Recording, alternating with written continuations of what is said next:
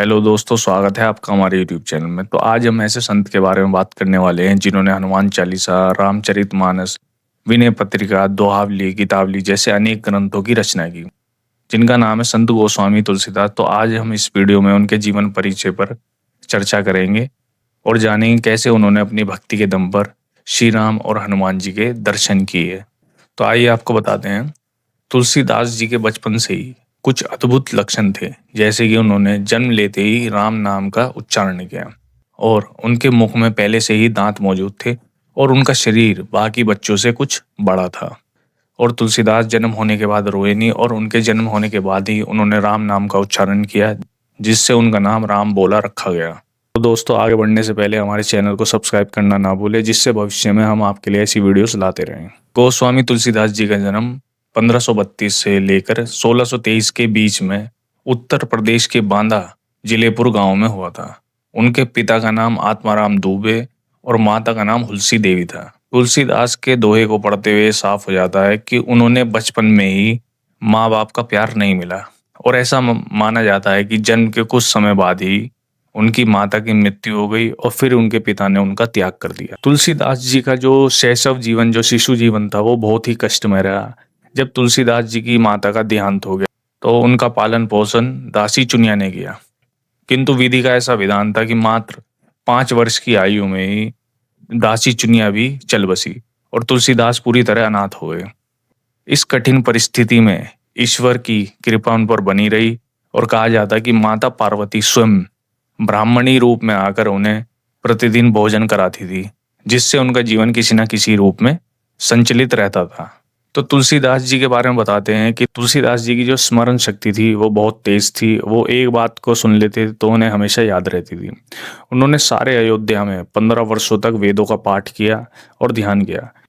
फिर कुछ समय बाद नारायण आनंद को भगवान शंकर से प्रेरणा मिली कि तुलसीदास जी की खोज में निकलें और उन्होंने तुलसीदास जी को खोजा और उनको अपने साथ अयोध्या लेकर आए।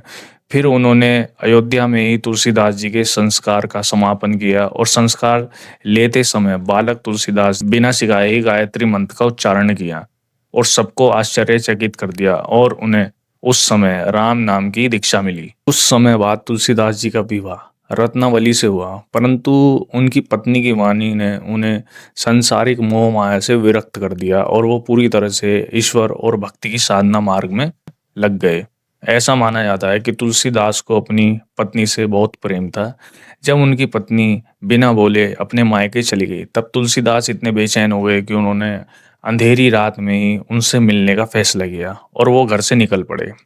तो ऐसा माना जाता है कि बाढ़ में भरी उस रात उन्होंने लाश के ऊपर चढ़कर अपनी यात्रा पूरी की। जब उनकी पत्नी ने देखा कि वो उनसे मिलने के लिए इतने ज़्यादा बेचैन है, तो उन्होंने तुलसीदास जी को भरा बुरा सुनाया और अपनी पत्नी के मुंह से ऐसी बात सुनकर तुलसीदास जी का दिल ऐसा टूट गया कि उन्होंने अपनी गृहस्थी छोड़ दी। गृहस्थी छोड़ने के बाद उन्होंने अपनी बाकी की जिंदगी काशी, अयोध्या, चित्रकूट, सीतामढ़ी, मिथिला, ब्रिज आदि जगहों की यात्रा की।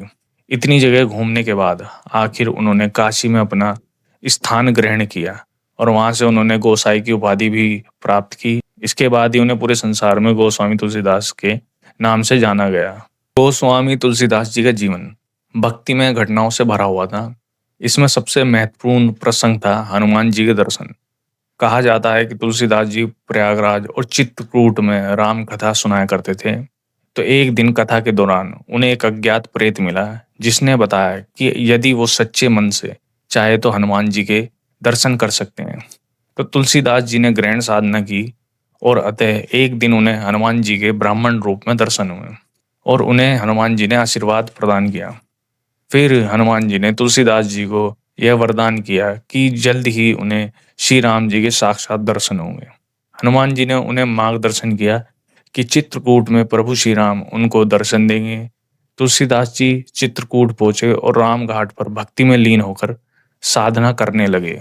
यहीं एक दिन उन्होंने दो दिव्य राजकुमारों को देखा, जो धनुष बाण से सुसज्जित होकर घोड़े पर सवार थे। तुलसीदास जी उनकी दिव्य आभा देखकर मुग्ध हुए, परंतु उन्हें पहचान ना पाए। बाद में हनुमान जी ने बताया कि ये वही स्वयं श्री राम जी और लक्ष्मण जी थे। तुलसीदास जी का जीवन परिचय और उनकी रचनाएं इतनी ज़्यादा और इतनी पुरानी है, इनसे जुड़े कई सारे सबूतों का मिलना मुश्किल है। लेकिन इसके बावजूद उनकी ज़िंदगी से जुड़े कुछ बातों से सभी एकमत रहे हैं। कहते हैं तुलसीदास जी ने अपने जीवन में 60 से ज़्यादा ग्रंथ लिखे, लेकिन इनमें से सारे ग्रंथ या तो नष्ट हो गए या इनका अर्थ समझना बहुत ही मुश्किल हो जाता है। इसके बावजूद उन्होंने ऐसी बहुत सारी महान कृतियाँ लिखी है जो पढ़ते जाए तो पूरी ज़िंदगी कम पड़ जाएगी। तुलसीदास जी के भी जीवन में कम दिक्कतें नहीं थी। समाज, पाखंडी साधु संत उनके सिद्धांतों को पसंद नहीं करते थे और कई बार उन्हें जान से मारने की भी कोशिश की गई। अपनी जिंदगी के आखिरी दिनों में तुलसीदास को कई तरह की बीमारियों से जूझना पड़ा। उन्हें सबसे ज्यादा कष्ट जड़ जीर्णता और बाल तोड़ जैसी बीमारियों ने पहुंचा।